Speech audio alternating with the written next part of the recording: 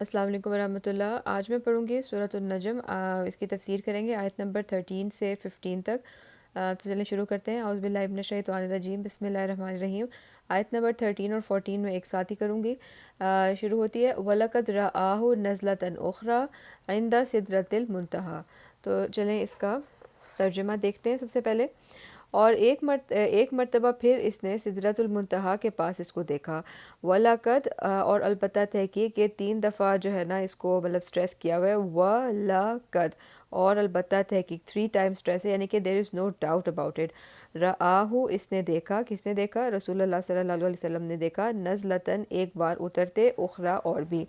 اس کی تفسیر دیکھتے ہیں۔ یہ اس وقت کا ذکر ہو رہا ہے جب رسول اللہ صلی اللہ علیہ وسلم نے دوسری مرتبہ جبریل علیہ السلام کو ان کی اصلی شکل میں دیکھا۔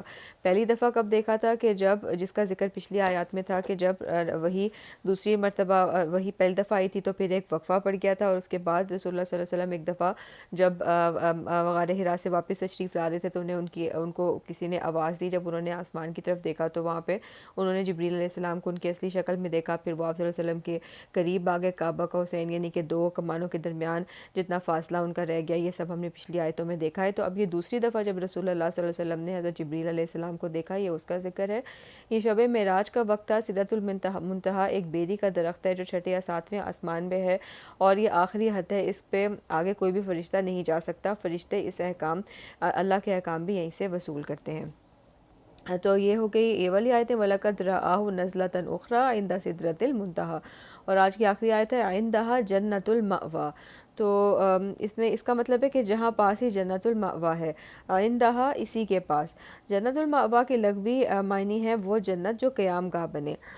حسن بصری کہتے ہیں کہ یہ وہی جنت ہے کہ جو آخرت میں اہل ایمان اور تقویٰ کو ملنے والی ہے، اور قتادہ کہتے ہیں کہ یہ وہ جنت ہے جس میں شہداء کی ارواح رکھی جاتی ہیں، اور اس سے مراد وہ جنت نہیں ہے جو آخرت میں ملنے والی ہے۔